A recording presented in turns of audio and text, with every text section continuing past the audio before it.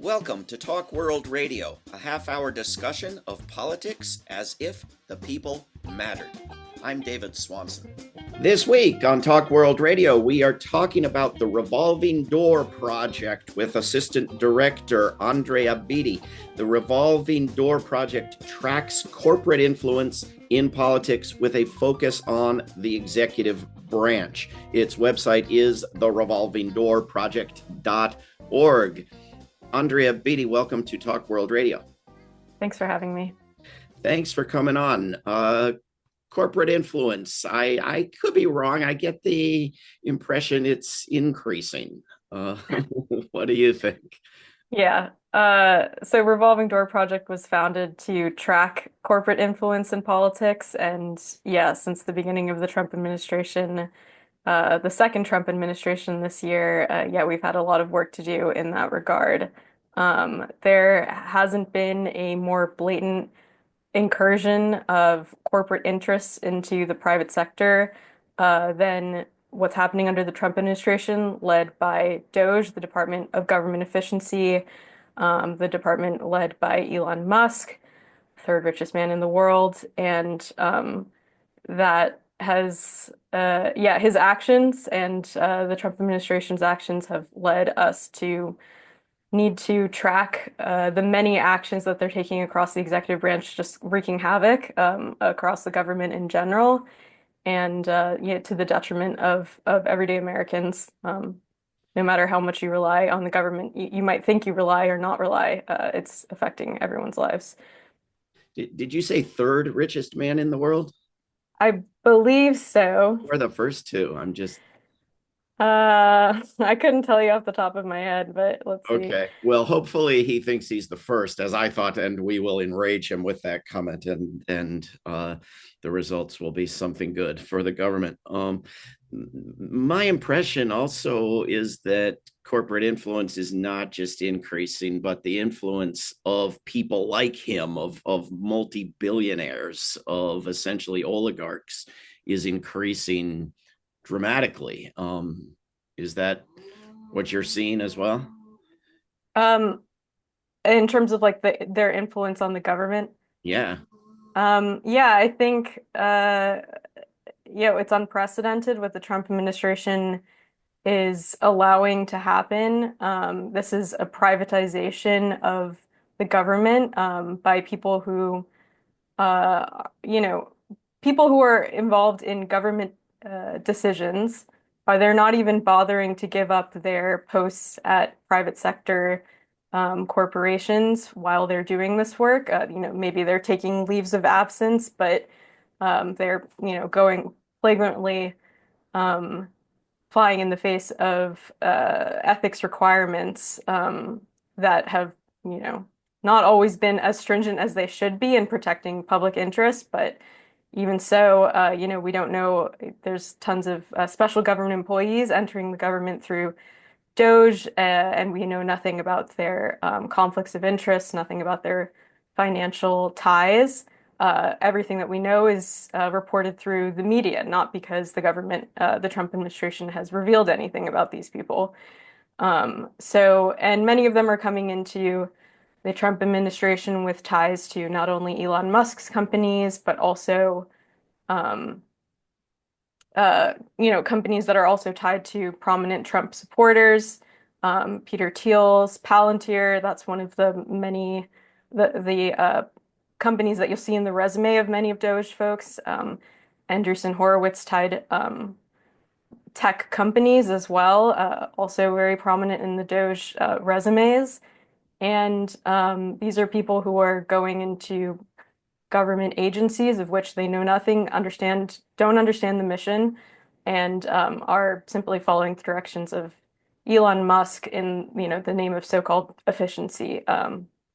And yeah, I think it's a total the destruction of leading to the destruction of many important agencies.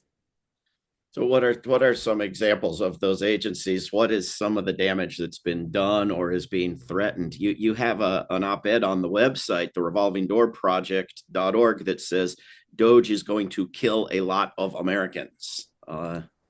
Yeah. that Um, started? yeah, I think that probably one of the most, I've been reading a lot about what's going on with at HHS, Health and Human Services, the CDC, NIH. They're in mass terminating workers who are protecting our Americans from threats, like very real threats, like the current measles outbreak, the bird flu outbreak. These are the types of things that government is in place to mitigate disasters. And now none of those people whose job it is to mitigate those disasters are there anymore.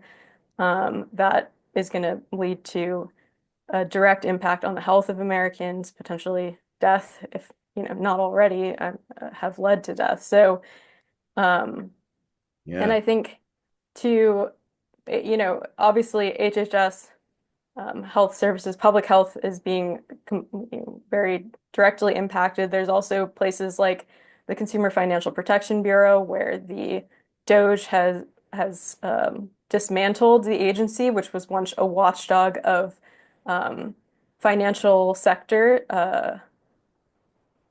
companies, and now there is no one to keep some of these companies from pursuing predatory actions, predatory business practices, instead of being a watchdog, instead of being a protector for the American people. Now the CFPB is reversing all of its decisions that were meant to protect people um, under the direction of its Trump administration appointees.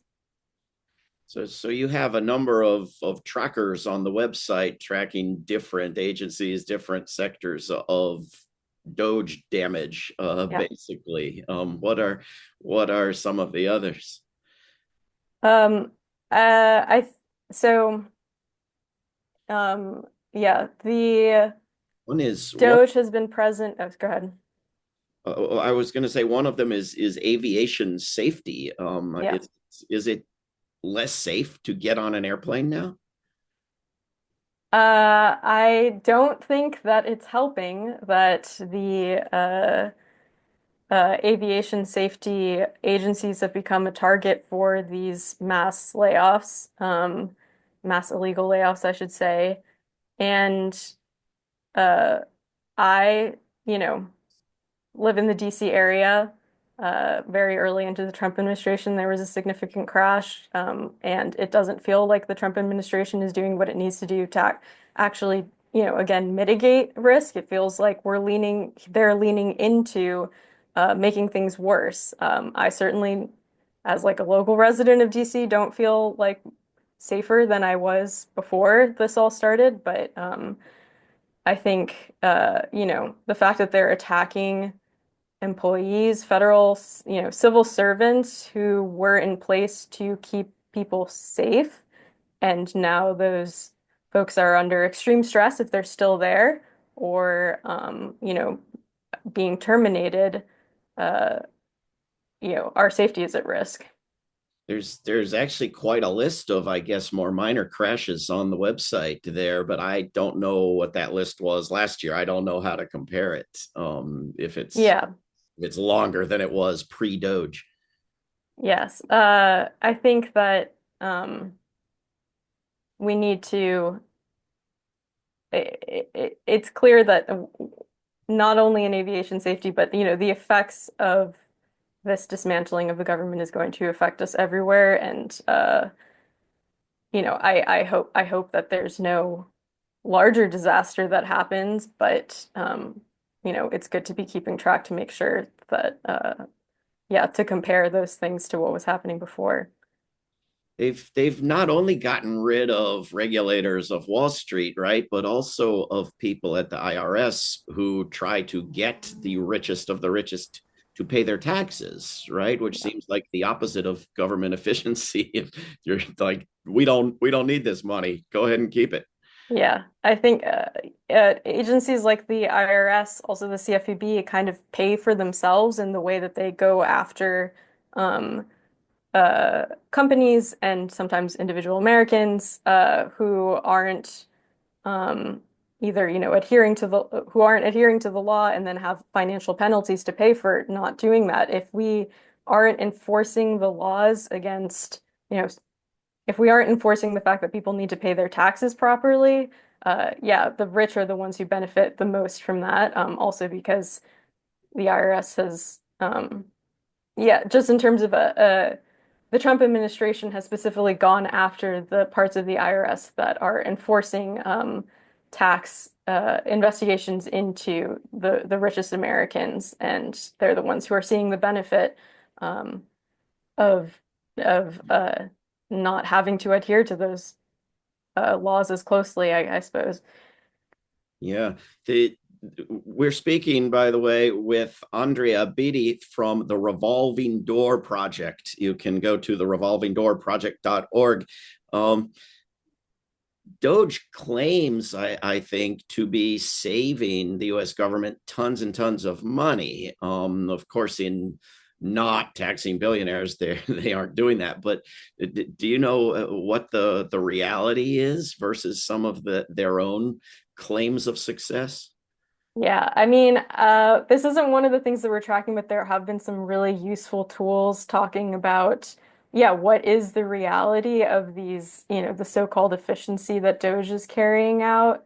I think it's really clear that, I mean, first of all, if you're just canceling contracts is not saving anyone money. Like if these are things that were already appropriated, this is uh, uh, you know, actions that, for example, the Congress has approved of, and how it's not efficient to go back on the government's word of what they said they were going to carry out. So I think it's um, just completely misplaced in its definition of efficiency. Um, and I yeah, I don't agree with their entire definition of what they think efficiency is. Taking removing civil servants who have been um, building up their knowledge on how to serve the American public, and not even, not replacing them, just getting rid of them entirely. That's it's doing untold damage that it's going to be very difficult to rebuild. And not just inefficient, but illegal and unconstitutional, Yeah, right? The absolutely. reason we started out talking about the so-called executive branch, right? It's supposed to execute what Congress told it to do, right? Yeah. And um it's instead of the public interest, it's in what is happening is that it's a privatization of the government led by people who have these corporate ties. Who do they really speak for? Who do they really represent? Uh, it's not the American public. That's not who they're helping through their actions. Clearly not. I don't know how you're managing to keep up with all the damage being done. I know you have a weekly corruption calendar newsletter. Do you want to tell people about that? Yeah, I think so. There's a deluge of information. There is so much it's hard to keep up. Even for someone like me, I spend a lot of my time reading news articles just trying to keep up with what's happening. It's very difficult. It's a full-time job. So I think one of the things that we wanted to do is we can't tell you every story of corruption that's happening on the Trump administration. I think, we're not seeking to find every single story, but at the least what we're doing every week is presenting people a list of stories that have caught our eye about the ways that the Trump administration is self-enriching itself through decisions of through government action and the way kind of tying the overall threads together. Like I think one of the things that people have observed is some of the early um, targets of Doge were agencies with which Elon Musk had a specific bone to pick. Um, those kinds of stories where it's like, it's one thing that, a particular agency now has Doge arriving at it, then we can go back and look, why is it there? And kind of bringing those ties together about the type of, enforcement, most of the time, pretty much enforcement against corporations that has made these various agencies targets of the Trump administration. Um, and you know, it's smaller things as well. Like we had an item a couple of weeks ago on the Federal Housing Finance Agency, which is an agency that probably most Americans don't think about that often. But recently, the new director there appointed a Trump donor to the board of Fannie Mae, using his authority as FHFA director. And that's the type of thing to pay attention to, where are these donors, when we look at the Trump administration, it's this, back and forth. It's this, I'll do you a favor, you do me a favor. What are the donors getting out of the Trump administration? And here's, an example of something that might not catch the eye of like the larger media, maybe with reason, but it's still important to be keeping track of these examples of potential corruption. Yeah, indeed. And in terms of the name revolving door, what jobs are all these people going to get when they get done destroying stuff? Um, Well, they'll have comfortable perches to go back to. I think that's you know, I assume their so. protection. I don't know if you looked at the case of USAID getting slashed, but it was interesting to me because so many people who care about poverty and starvation were very upset. And so many peace activists who I work with were thrilled because, how are they going to do coups in foreign countries now without USAID? And it seemed to me that both things were true. Like there are agencies that do a lot of good and a lot of harm. Are you able to address any of the complexity of cases like that, or do you agree with anything I'm saying? I mean, I think we've never had the position that things were perfect under the Biden administration. I helped publish a report with the Revolving Door Project about ethics under the not just the Biden administration and administration before it, Democrat and Republican, about how things ethics rules need to be better, not only legislation but enforcement.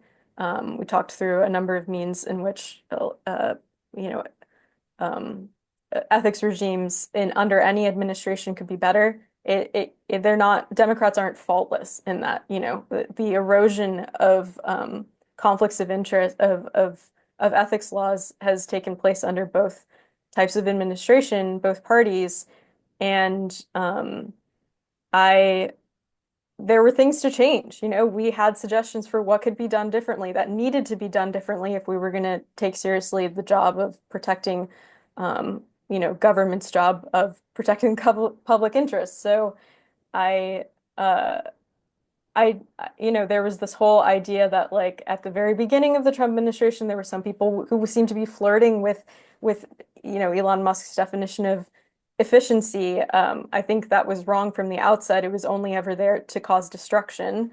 Um, we need to stand up against that destruction, but that doesn't mean that we should be blind to the reality that things were not perfect beforehand and that we needed reform, we needed change on a lot of different fronts before Trump even got into power, and that maybe our lack of paying attention, our lack of change, um, helped pave the way for Trump to, um, make all of these sweeping changes under the idea of making things better for Americans. So, It seems to me if these people were really serious about efficiency, they would look at solutions to efficiency, including that come more from the left than the right. I mean, single payer health coverage is far more efficient than private insurance companies.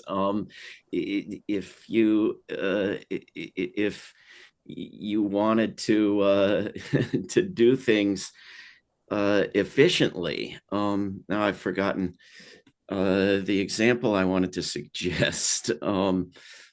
That in a lot of these programs that they're slashing, universal coverage would make them efficient, and all the means testing and all the who qualifies and who doesn't qualify for this program makes them very inefficient. But instead of making them universal, they just want to cut them back, right? yeah. It Yeah, and I don't, yeah, that's not the solution. We've had um we've had an ongoing discussion at RDP. You can go back and look at our posts about, we talk about capacity of government agencies a lot. There's so many ways in which our government hasn't been doing the right thing, but it's not because we need to lean away from their directives, from their missions. It's because there's been this slow erosion of what the principles of like what the CFPB should have always been doing more, and now it's just made itself, now it's become a direct target for corporate interests. Like every time there's real action, there seems to be this reaction from the right, from corporations that are seeking to dismantle any power that might have been built. Indeed. I, the other concern I have with all of this talk about their cuts and sell-offs and drawdowns and cutbacks, all of which I think is true and important, is that everybody hears about it and they think the government is being shrunk. They think the government is being cut back on important things and spending less money. And yet, a huge chunk of the money is simply being moved to the Pentagon, which seems to me to be a result of corporate influence as well, blatantly the result of corporate influence. And it seems like it matters that every good liberal in the country thinks the government is shrinking and that stuff is being cut, when a growing majority of your income tax dollar is going to go to war preparations. Are you guys talking about that at all? Yeah, I mean, so, Hegseth, DOD, he is one of the people, I guess the entire Trump cabinet supposedly is like on board with Elon Musk's efficiency stuff. And yet Hegseth just a couple weeks ago, I believe, said that he wanted to propose $1 trillion defense budget, which is record breaking. And yeah, when we talk about capacity at RDP, we know that the other side of that equation is that money that's flowing away from agencies that actually help people, help everyday Americans. That money flows towards defense agencies and contractors, military contractors, um, and yeah, the completely unequal treatment of between services that actually help people. We're talking about cutting Social Security. The Trump administration is considering that, or not considering it, but seems to be. And they are, we're talking about something that's like a fraction of the entire Defense Department budget, and yet that seems to be on the table. Those are the types of benefits that they want to cut. Yeah, meanwhile, defense gets as much spending as they could possibly imagine. So, Well, yeah, I mean, I agree, except I haven't been paid to call it defense. I call it the military, and they are upping it $150 billion, which Hegseth supports. And that's just the Pentagon budget, which is far from the whole military budget, which right, is way over $1 trillion. right. So it seems somehow like people need to find out about that too. I mean, I tell people, look at Korea, look at Bolivia, look at Tunisia, look at Niger, look at places where people take the streets, shut down the government, nonviolent activism, stop the horrible destruction, and get better policies. And it works. And people say to me, why would we want to shut down the government? That's what they're doing themselves. That's what they're about. They all want to shut down the government. They'd thank you. And I have to say, no, they're moving all the money into the Pentagon. I mean, it almost shuts down activist movements for people to have this understanding of what's happening. Yeah, it's a sleight of hand. They're like, look at these things that we're doing, and here, don't pay attention to all the ways in which we're enriching ourselves through, a lot of these, especially like the Doge people. Yeah, they're connected to military contracts and using their position now like as being basically part of the Trump administration, these like big tech folks to strengthen their ability to get contracts. There's uh, a lot of money on the table for them. They're in total support of putting even more money on the table. Indeed.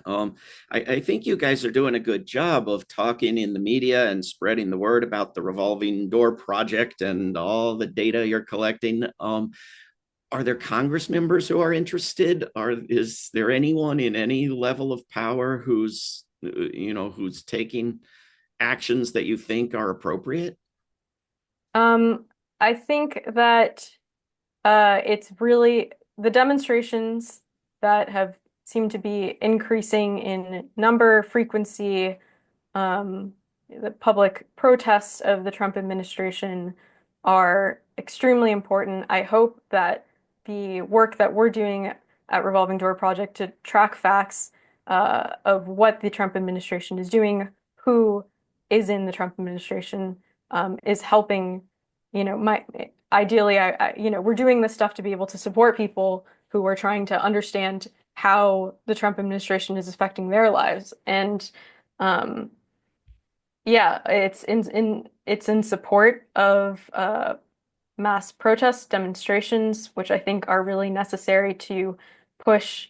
Um, there's been some good decisions out of judiciary lately. I think it's easier for judges to make good decisions if they feel like they're speaking for a majority of Americans. So hopefully, I think Americans protesting will push, even more good judicial decisions to come to light. Like everyone has their part to play to make sure that we get out on the other side of this um, relatively Maybe unscathed. maybe 1 minute left. Andrea Beatty with the Revolving Door Project. Can you remind people again how to get your weekly newsletter and keep in touch with what you're doing?